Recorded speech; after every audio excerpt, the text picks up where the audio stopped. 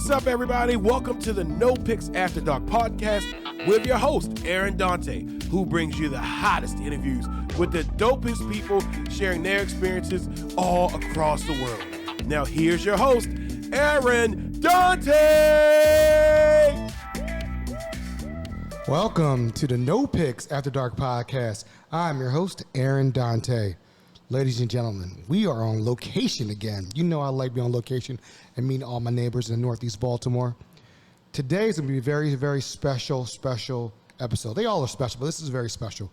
So I tried to get a meeting with this person, her company, a long time ago.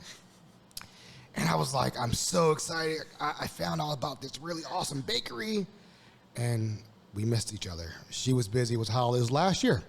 This last year's time. We were like, we're going to reschedule. But finally, good things come to those who wait. So I'm very excited to have Miss Allie from Bramble. How are you doing? Hey, I'm great. Happy to be here. Happy it finally worked out. I'm so happy finally that we make it happen. I really do. And, you know, it's just a beautiful thing because you have one of the coolest bakery shops in Baltimore. Thanks. And we want to welcome her to Northeast Baltimore. So I'll do my applaud meter after that. But I'm so excited to have you here today. I mean, we are in location at Bramble, and it's just exciting. Yeah. We have been baking in the kitchen for months, since April, and getting to use the cafe space finally, and getting our tables delivered just recently. It all feels great. It's so nice to be settling in and actually putting down roots. Folks, you might want to watch this on YouTube because this is live and direct right here. We're live in the studio. It's beautiful. It's so beautiful in here. And, I was gaining lots of weight coming in here, get stuff. So I'm very excited. So let's get down to the business. Let's get down to it. So Bramble Baking, let's talk about it. And let's talk about you first and foremost. Are you from Baltimore? I'm not. So I'm originally from upstate New York, the Adirondack Mountains, and I moved to Boston for about 8 years for school. Was not baking, in a totally different career when I was in the Northeast, and then I moved to Baltimore after grad school. PG County, and then fell in love with Baltimore and slowly moved up here from there. Oh, wow. So I've been here for about 6 years now, and my time in Baltimore has been super defined by Bramble. So the two are very connected for me as I settled down here, and but not from here originally. Okay, so slowly making it home. I always ask every person that comes on the show, what is your favorite childhood memory growing up? I love this question. I used to be an educator and worked with lots of young people, so I love thinking about childhood and fun things. But for me, growing up in the Adirondacks, in this like really beautiful mountainous area, and I wasn't the most athletic, but doing outdoor things, appreciating the space and just like the beautiful forests that are up north was definitely a highlight of my childhood.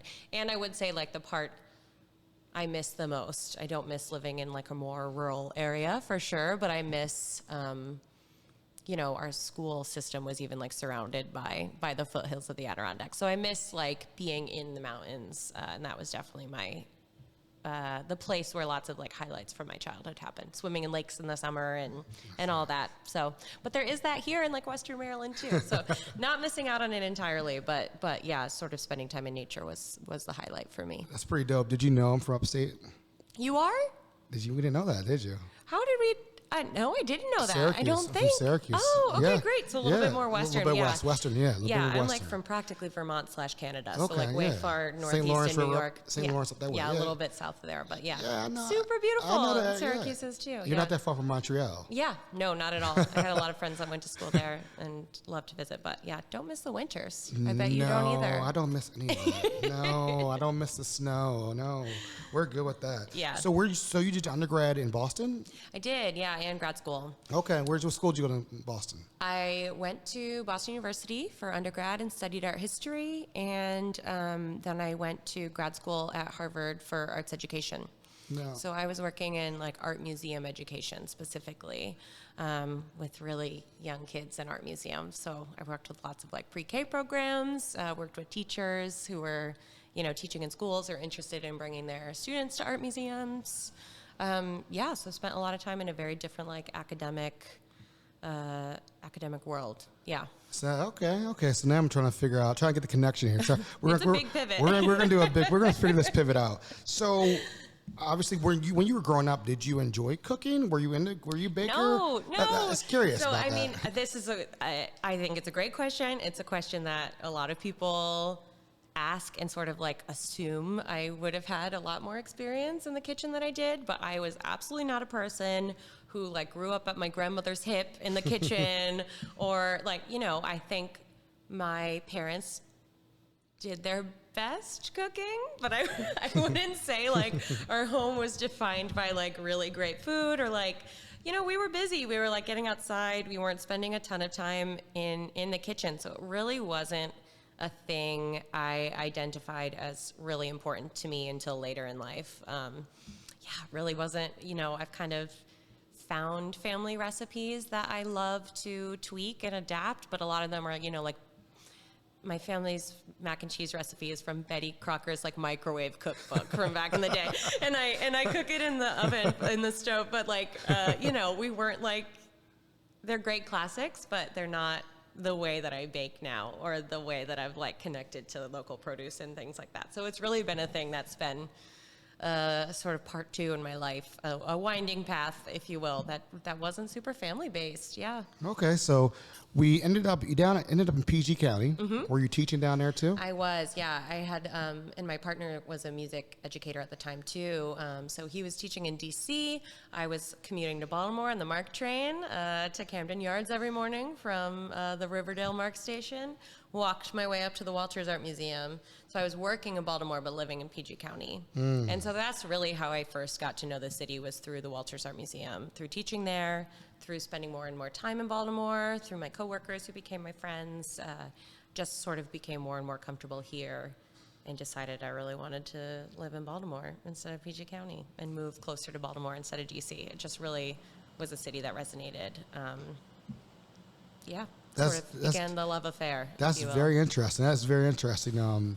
So now we've got you from Boston and the PG to Baltimore. What was the big thing about Baltimore that was so amazing that you were I just connected with this beautiful city? It's we call it the charm city, you know? It's charming. What made you I don't want to be DC. Yeah. I want to be in Baltimore. I mean, the people, first and foremost. I really found myself connecting with my coworkers and also different arts events and artists who were working from and out of Baltimore. And so my partner and I began spending more time here, going to shows after work or in the evenings. And my musician partner also began to make a lot of connections with other musicians working in Baltimore. It's a really great new music scene. The visual arts folks making work in Baltimore were really exciting to me at the time, some of whom I saw performances from at the Walters. And so I began to sort of get this sense of this web of creative folks working in Baltimore specifically, who were also uplifting each other and collaborative in a really interesting way. There was a competitive edge to DC that didn't resonate with me a ton, and I'm sure that's not the case everywhere in the city, but just what I was coming across, and sort of the more DIY sort of work together energy of the Baltimore artist community was really exciting to me.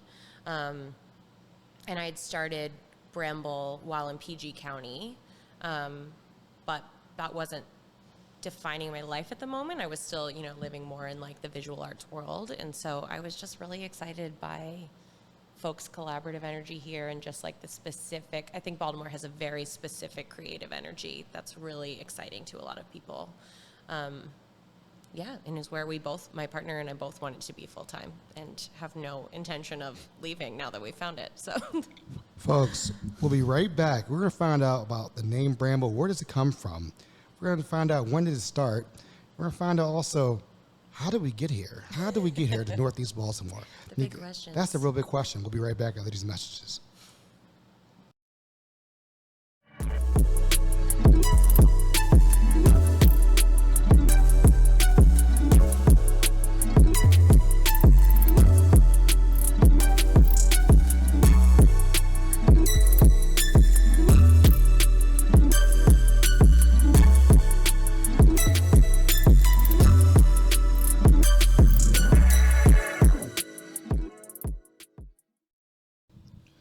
folks, we are back on location at Bramble, and I'm so excited to be here. I mean, luckily there's no food here right now because I probably would fall asleep on the camera and be like, you know what, I'm good. Have this croissant. Oh my god, the croissant, the sandwich. Oh, the sandwich, folks. If you don't know, let me tell you, you got to eat that with 2 hands.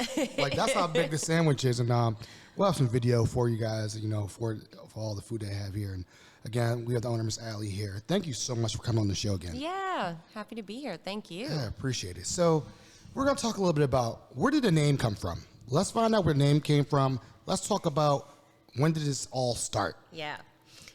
So back in 2017, when I moved to PG County, I'd left like the Northeast, the part of the country I'd lived in most of my life.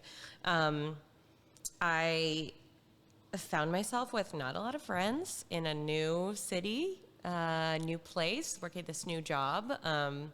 And I got very into baking as a way to spend my evenings and weekends and also just become more familiar with, what produce was at my farmer's market around the corner from my house. I started using baking just as a way to become familiar with the region and the place that I found myself in. The name Bramble, it's for my grandmother, who I spent many summers with in Vermont, picking wild blueberries with. And wild blueberry bushes, if anybody's picked from them before, can be really brambly, for lack of a better word, really tangled, really knotty. And so we spent lots of summers picking blueberries in those bushes, and the name Bramble as sort of like something that calls to mind like thorny bushes and lots of things you have to like dig through to get the berries. And sort of like the wild nature of that really resonated with me when it came time to like pick a name for this baking project that I was doing. I sort of on the fly decided I really wanted to participate in the holiday farmers market that I was attending as a customer. And I needed to pick a name. I needed to like create a thing. And so I didn't have like a plan for that beyond just wanting to bake some things for my immediate neighbors. And just, put the moniker Bramble on it to have a way to sort of formalize it. This cottage food baking I was doing out of my apartment. Just sort of naming it for my grandmother, who is, like I said, not a big food family. This one grandmother, my literal Granny Smith. Oh, wow. Oh, wow. Oh, wow. I have a Granny Smith. A Granny Smith. I love it. I love it. I love it, folks. She was always preserving. She was like the one of us in the family that I sort of watched, use a lot of harvested fruits and like use local produce and preserve things and have gallons and gallons of maple syrup in her Vermont basement, and sort of like the way she approached food of all my family members was the one that like stuck with me, so I named it for her. I love it, folks. You get some jewels and gems behind the scenes stuff now you know the name of it. Yeah. So when you first went to that farmer's market and people bought your product, how did that make you feel? Like when you wow, people are really into it. Like, what were your thoughts? It was wild. I think like I've always been a person that definitely has some imposter syndrome, especially when you're doing something that you're not like formally trained in. And the world that I was in before, in art museums and studying art history, you work for like years and years. There's a lot of gatekeeping. You work for years and years to like get to the position you get to. Spent a lot of money on expensive degrees and spent a lot of time in libraries and sort of like got my accreditations, and so to kind of like take the leap and just show up and hope that folks liked what I was baking was kind of out of character for me and really nerve-wracking. So when people were so excited I just did pies and like sort of a Christmas assortment of cookies, and seeing how tangible that was. I had spent so long like in libraries studying this sort of like amorphous stuff, and it's not always like super direct to share that with folks, but like the tangibility of like sharing a cookie with someone and like sharing pie with someone and having that like human exchange. Like food is such a fundamental way we can communicate and share with one another, and so that participating in that first farmers market like really hit me in that way. Like, wow, this is so direct. This feels so special. Really made my like absolute mess of an apartment kitchen and like the chaos I had created in the kitchen to do that as a non-trained baker. Like, it really made it feel worth it. So that was kind of a spark, I'd say, for sure. So from there, you said it's 2017, and then like when did it start getting a little bit like, you know, you started picking up a little more like business? Like when did you start doing a little bit more? Yeah, so I'd say Instagram was really important for me in that way because I was just sharing. I enjoyed taking photos of the stuff that I was baking. Like, baking was definitely central, but then I sort of began to share Bramble on the internet, I guess, and sort of began to pick up kind of occasional special orders from neighbors. It was definitely very like small scale, word of mouth.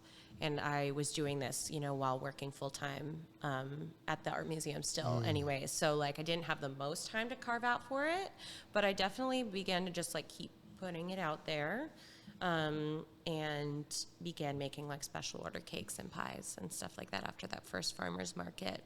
I found that wherever I live, folks just really love baked goods and really love having a bakery to go to. And they really feel like there can't be enough in their neighborhood. And it's just a really, like, it's a space and a thing to make that gives people like a little bit of joy. And so I just found that there was like enough demand to sort of like allow me to keep inching towards baking more and more while in Riverdale. And then when I moved to Baltimore, that's when it really like picked up more.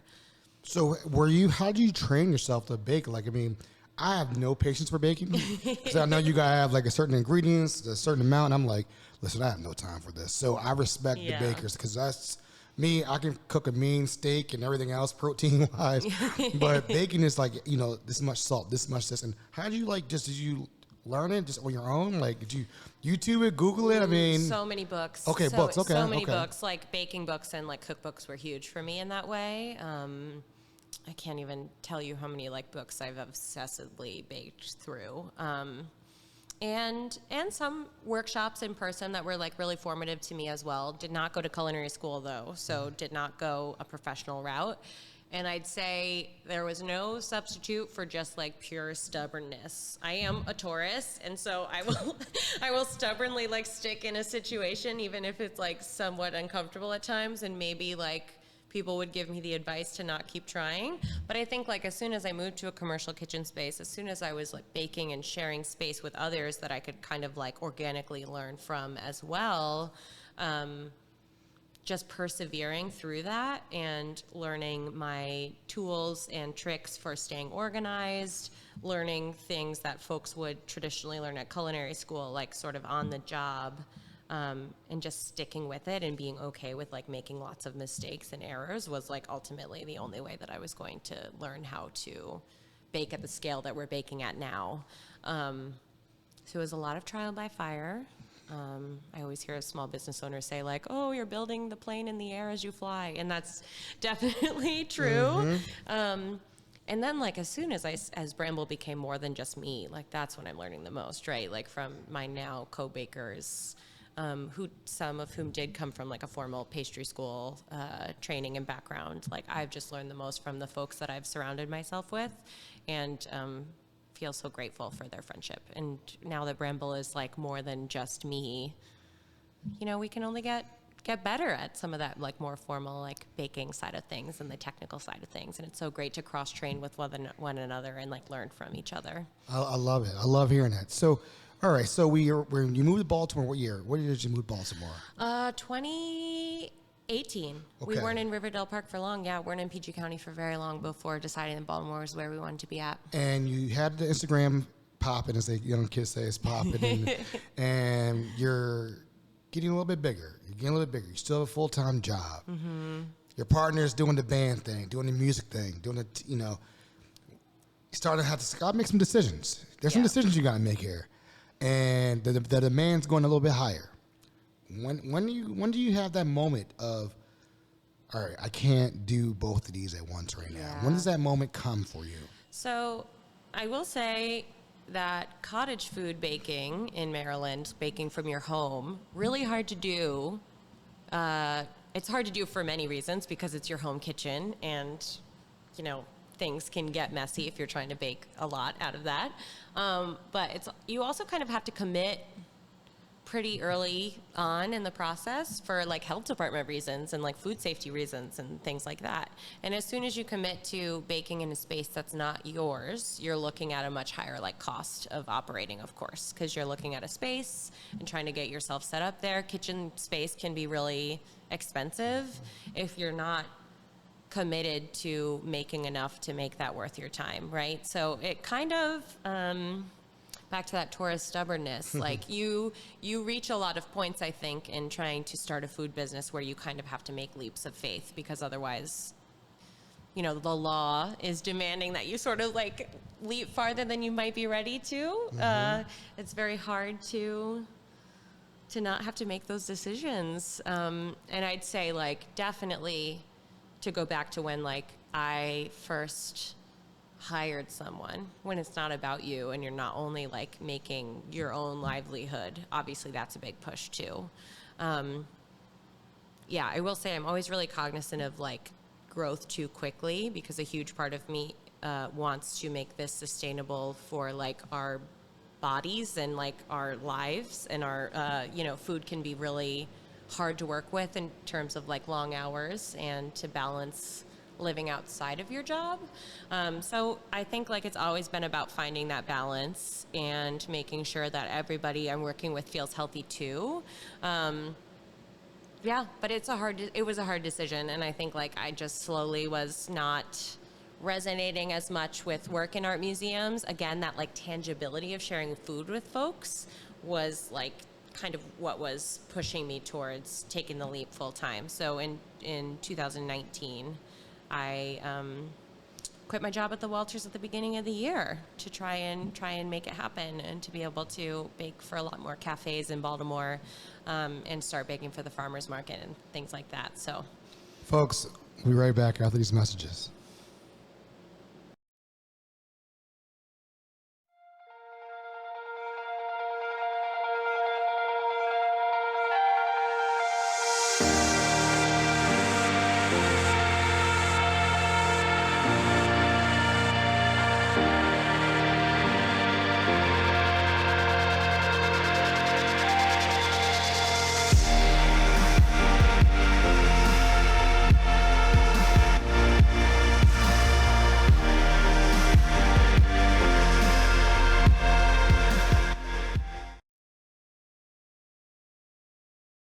And folks, we are back. And again, we've here with Miss Allie, the owner of Bramble, and I'm so excited. This has been an amazing conversation. I'm educated by listening to everything she's saying. I love the story. This is a great story, and I hope a lot of people listen to this and understand, like, hey, you don't have to have formal training. You can figure it out yourself.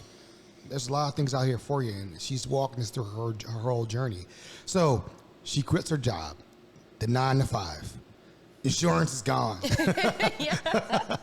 Insurance is gone. So at this point, you started putting in product in different places. Mm-hmm. What was the first company that said, you went and they're like, we would love to have your product in our store? What was that? So Instagram was helpful for this too, because I'm just slowly putting, you know, images of what we're making out there in the world.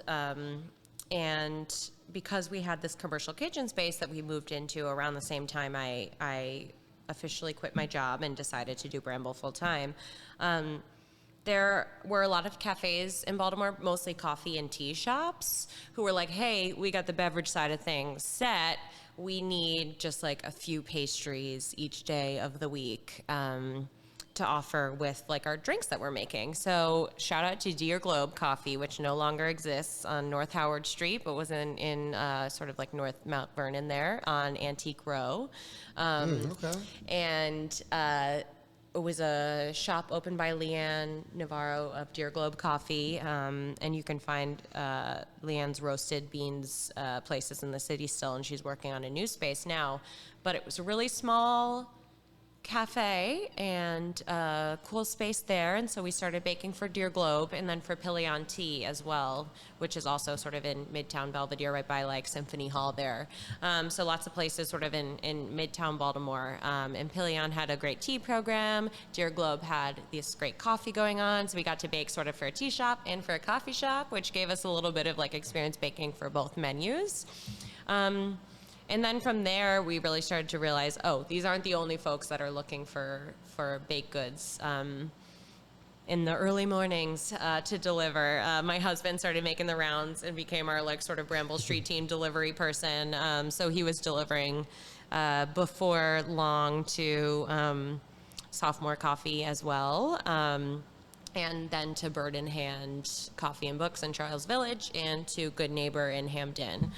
So when we were going, you know, all wholesale all the time to all these cafes, we would be baking in our old kitchen, and then would send everything off in the morning to the cafes, and then start prep for the next day. But wouldn't even be going to the cafes ourselves, right? Like we wouldn't be even doing the delivery. My husband kindly was doing that, and so we would like send these things out into the world. But then you start to feel disconnected from the folks that are actually eating them. So once we started doing the farmers market on Saturdays, it was like, yes, like reconnected with like actually being able to drop things off to the customers. And, you know, the ideal dream is being able to serve them in your own space, where the brick and mortar sort of like desire started to come into play as we were, you know, sending our baked goods all over the city, but not actually getting to share them directly ourselves and to like get that interaction and that feedback. But yeah, it was quite a little jumbled map of where we were. I love it. Toting things all over the city. Yeah. I love it. I love hearing that. So I guess I was tell people this story. I was at a brunch club meeting and we were eating dinner, and the person said, "Hey, I have desserts for tonight." And she was like, "I'm like, desserts? Okay, where'd you get them from?" Bramble. I'm like, Bramble? What is a Bramble? What is this thing? And this is right before the pandemic. I want to say this was winter of 2019. And she was like, try these cookies. There was egg yolk cookies. And then there's some other unique, and they were like, yeah, they do unique twist on everything. And I can't remember everything, but it was delicious. So at that point, I was like, all right, who are these people? And like, you know, I started finding out you got to go early to, you know, Waverly. And when you get to Waverly, folks, the line would be wrapped around the corner for some pastries. Wrapped around the corner. So, you know, I go and introduce myself. Hey, how you doing? You know, and they're like, oh, hey, how you doing? I'm like, all right, cool. Let me just watch how they move. And I'm so excited to have them on the show because, you know, to see where they are now, it just blows my mind. And then it's like, kudos to you guys for having that vision. Thanks. For what you're doing out here. That is really impactful. So you talk about the brick and mortar. You start thinking about it. You start like, and we're in the middle of a pandemic when you're thinking about a brick and mortar, which is even wilder. So what went into that thought of mine of I need to get a brick and mortar and be set up shop? Like, how did take us through the process of everybody probably wanted you in the city. How did you end up in Northeast Baltimore? Oh gosh, yeah. So we actually looked at this space that we are in now. The January before the pandemic started. And it was Tom and Josh and Sam who reached out to us, big, you know, sort of developers along Harford Road, had bought this building and were looking for a tenant. And we toured the space in January, right before pandemic year. And we honestly weren't ready for it then. We couldn't afford it. I think like big elephant in the room that I should just mention in this conversation in general is like the amount of money it takes to even rent a space, let alone purchase a commercial space, which we are like absolutely not at the point of being able to do. But like we just have always been like an unfunded sort of individual funded, like fund ourselves as we grow business. And so we just like quite frankly don't have those resources. And even to like be able to rent the building as it stands now, I was relying a lot on my partner to like be able to financially float us through that time. So there's like a lot of privilege wrapped up in that like we just weren't there pre-pandemic, not because we had some like premonition of what was to come for the next 2 years, but like it just wasn't the time for us to have a brick and mortar yet. And then fast forward a couple months, and we were, pretty glad we didn't jump on the space. But after we, a whole calendar year had gone by, the whole, year of COVID impacting food businesses and every industry a ton, because we had been participating in an outdoor market that was open air and relatively safe for folks to be at, we were actually in a better financial situation after the year of COVID than we were because we just hadn't been participating in the market. So we owe it to having a safe outdoor space to share our stuff. And by the time I was thinking about spaces and it seemed actually possible for us, I reached back out to see if this building was still available. And I think, partly because of the pandemic, nobody had rented it out. So, and it had been a bakery for years, Hamilton Bakery and then Batch Bake Shop. And so I think for us, the idea that it was a bakery space that we could continue to operate in, put our own twist on, make our own products and make it our own, but had this history in the neighborhood as a community bakery really resonated with us. So it was kind of like the perfect space meeting this neighborhood that we were getting to know at the same time. But I wasn't super familiar with Northeast yet, most of our shops were in North Central Baltimore. So just as I did my research and, came across your podcast, came across folks that were so jazzed about Northeast, I was like, okay, there's something special about the way that folks lift each other up here specifically. And that married with sort of the magic and romantic idea of working in a bakery that's been a bakery for many years just really, really got us. We didn't have to pay for a build out. This is already a bakery space. We got to use it the way it sort of was set up to be and make it our own for a lot cheaper than we would have been able to. And so we could focus on paying our folks more than the industry is typically able to. Well, we thank you, and we appreciate you coming over here. We really do. You were at the Farmers Market on every Tuesday here, introducing folks to Bramble, because probably a lot of people probably didn't even know about Bramble over this way, I would say. And how are the clients coming from normally that Saturday? Are they starting to trickle over this way? Are they starting to understand? Because it's kind of like you got to train your clients now to listen. This is where we are now.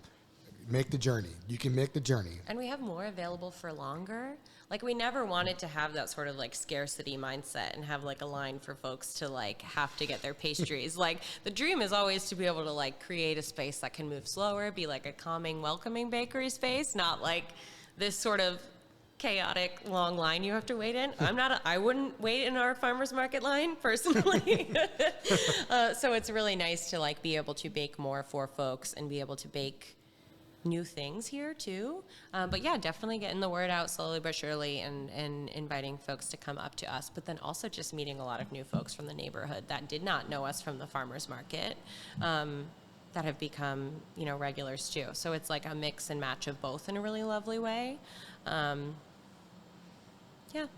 So this episode will be out after Thanksgiving. So when can they start ordering pies for Christmas? Because, I'm a sweet potato guy fan. People like pumpkin pie, pecan pie. Yeah. When is the cutoff date for that order? Because this episode is going to come out December 6th. So when's the cutoff date for you guys? So you have all the way until the 19th. Which is a Sunday, and that's going to be for our Christmas orders. I will say we'll have this coming out on the 6th, but the last day of Hanukkah, and we'll have Hanukkah specials for the last night of Hanukkah too. So don't want to forget to mention that. And then we're also doing New Year's orders, and the cutoff for that is going to be the 29th of December. So right after Christmas, we're going to do kind of a back-to-back big Christmas bake and a New Year's bake as well. Wow, I'm getting hungry now, folks. I'm getting really hungry right now, thinking about all these amazing goods. And I just want to thank you for coming on the show because I really appreciate what you're doing and what you brought back to the community. I remember Batch was here, loved to come in here, and I love rolling out my bed to come in down the street. and then I think Northeast really deserves it, and think about like this: the bridge is opening next year. I know. So that's going to be even more traffic. I think really soon. Yeah, right? really soon. Yeah. So that it's going to be even crazier. So again, I mean, thank you so much for your time. I know you're getting ready for Thanksgiving orders right now. What is your top 3 pies that you sell, and what are the top 3 things you sell out of your case? So we have not been able to make enough breakfast sandwiches to start with what we have in the shop. The bacon, egg, and cheese that we make using lots of stuff from Andy's, who is a vendor at the Waverly Market that we developed an egg and bacon relationship with. So we've got lots of breakfast sandwiches. That's definitely the top thing we can't keep enough of in the case. For pies, we, for Thanksgiving, are baking a ton of brown butter pumpkin with a little bit of streusel on top for some crunch that pumpkin pie is usually missing. We're making a purple sweet potato pie with some toasted meringue on it. That's been really popular in the case, too. And also has this beautiful purple color with purple sweet potatoes from Moon Valley Farm. And then maple bourbon pecan. Oh my goodness. Which has a little layer of chocolate in the bottom and isn't made with any corn syrup. So it's all maple syrup sweetened, which gives it like a real lovely maple taste that's very, very Vermont for me. And then apple cheddar rye, also an homage to Vermont, a little sweet and salty apple pie. Wow. Folks, hey, check them out. Where can we find you on IG? Where can we find you on Twitter? Are you TikToking in bakery right now? Are you doing TikTok? Not TikToking yet. I'm almost there because I do think there's like some ASMR aspects to like decorating cakes and baked goods in general. So gotta get some videos on there. But so far we are mostly on Instagram at Bramble Bakes and on Facebook, same spot. Not on Twitter. Leave that more for pundits and folks that have more to tweet during the day. It's hard to get on your phone when your hands are covered in dough also. So sticking mostly to Instagram and Facebook. Nice. And then we're at bramblebakingco.com where you can find all updates on what pre-orders we got going for what holidays and all that good stuff. Yeah, subscribe, because that's when you find out when they opened up early. So subscribe, and again, thank you, Miss Allie, for your time. This has been an amazing. I'm so happy we had behind the scenes. We'll have some video footage coming out with all the baked goods and whatnot. So excited. And again, folks, love, peace, happiness. We're out.